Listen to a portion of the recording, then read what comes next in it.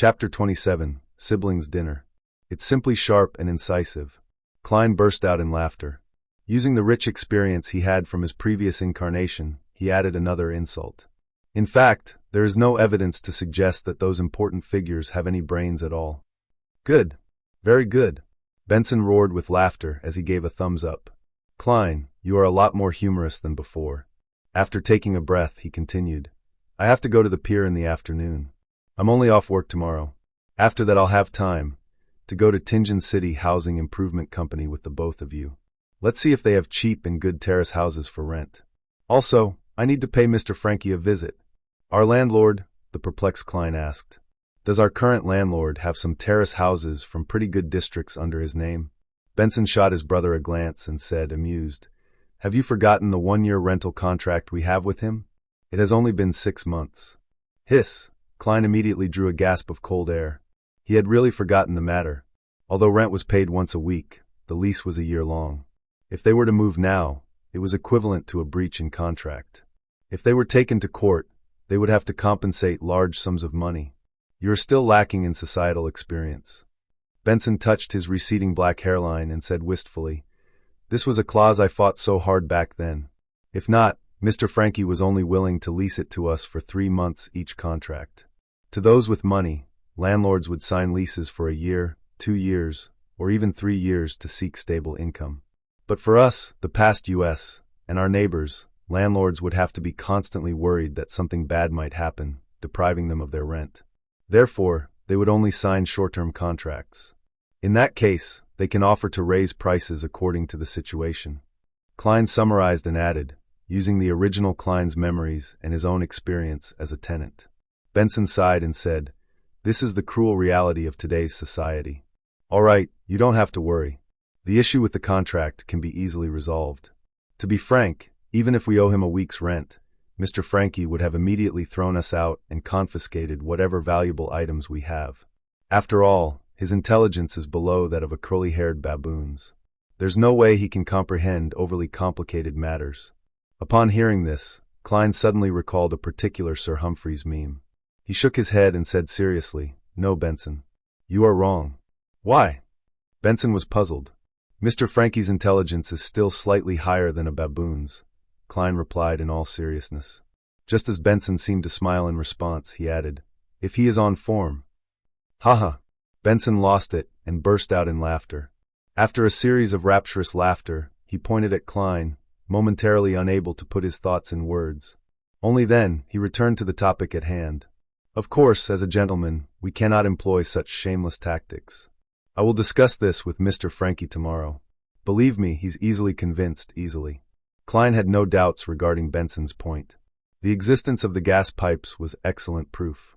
After some idle chatter between the brothers, the remnants of pan-fried fish from the previous night were made into a soup with some vegetables. During the boiling process, the steam moistened the rye bread. Smearing a little butter on the bread, Klein and Benson had a simple meal, but they were very satisfied with it. After all, the fragrance and sweetness of butter brought them endless aftertastes. After Benson left, Klein headed to the lettuce and meat market with 3 solely notes and some spare pennies. He spent 6 pence on a pound of beef and 7 pence on a fresh and succulent fish with few bones. Additionally, he bought potatoes, peas, radishes, rhubarbs, lettuce, and turnips, as well as spices such as rosemary, basil, cumin, and cooking oils.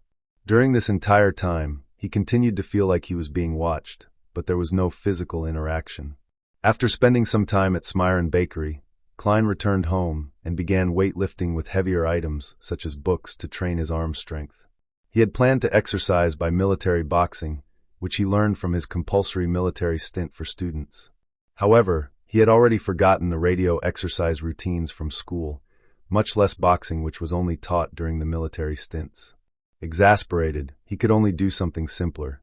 Klein did not overexert himself since it would lead to fatigue, and thus put him in greater danger. He took an appropriate break and began reading the original Klein's notes and study material. He wished to read anything regarding the fourth epoch again. In the evening, Benson and Melissa sat in front of a desk. The food was placed neatly like children in upper primary school. The fragrances of the dishes were composed of a rich melody of scents, the soul-captivating fragrance of the stewed beef, the obviously tender potatoes, the sweetness of the thick pea soup, the mellow flavors of the stewed rhubarb, and the sweetness of the buttered rye bread. Benson gulped a mouthful of saliva as he turned around to see Klein placing a crispy fish onto a plate. He felt the fragrance of the oil permeate through his nostrils into his throat, and then into his stomach. Groan! His stomach made a distinct protest.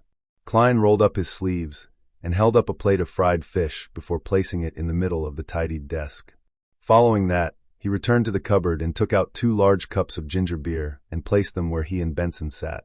He smiled at Melissa and took out a lemon pudding as if he were performing a magic trick.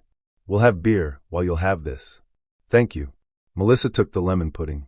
When Benson saw this, he raised his cup and said with a smile, "This is to celebrate Klein's finding of a decent job." Klein raised his cup and clinked it with Benson before clinking it with Melissa's lemon pudding. "Praise the lady." Gulp. He tilted his head back and drank it down. The spicy feeling warmed his gullet, bringing him great aftertastes. Despite its name, ginger beer did not contain any alcohol. It was a mixture of the ginger's spiciness and the sourness of lemon that made it taste similar to beer. It was a kind of beverage that both women and children found acceptable. However, Melissa did not like the taste of it. "Praise the lady."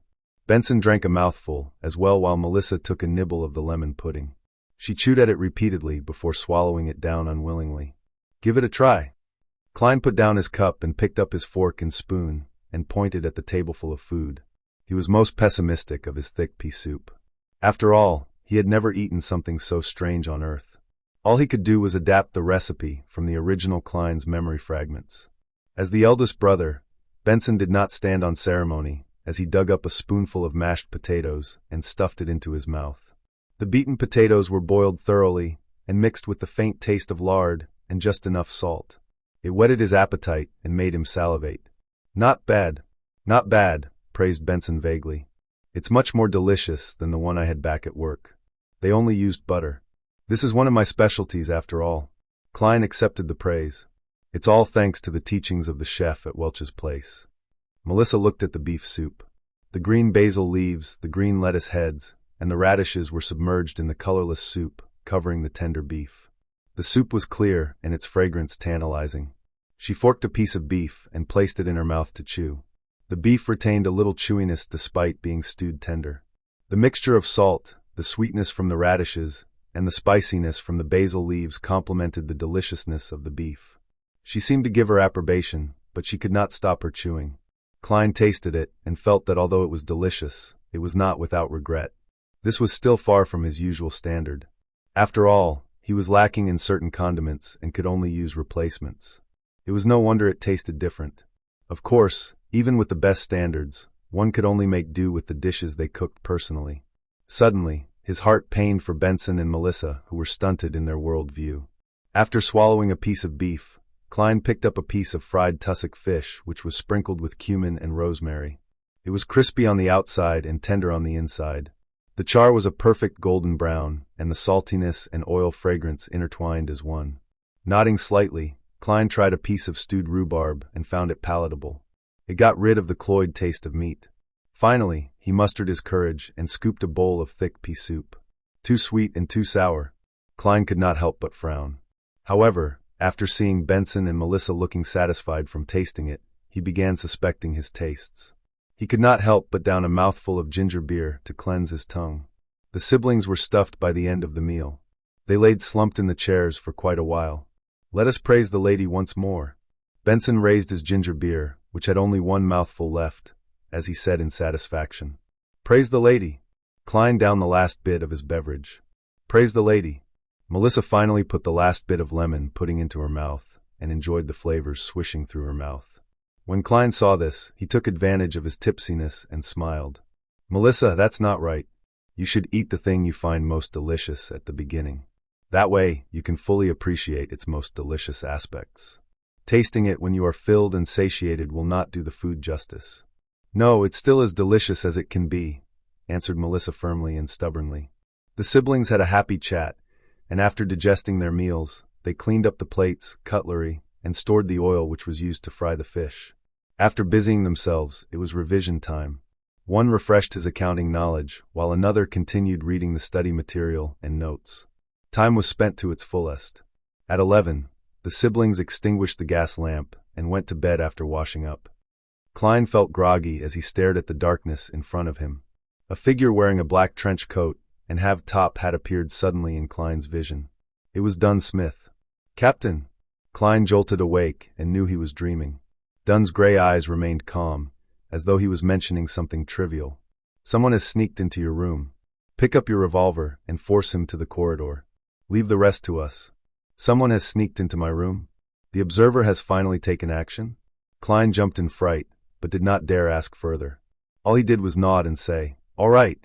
The scene before his eyes changed immediately as a swath of colors appeared like the bursting of bubbles.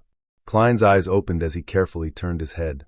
He looked toward the window and saw a thin but unfamiliar back standing at his desk, rummaging for something in silence.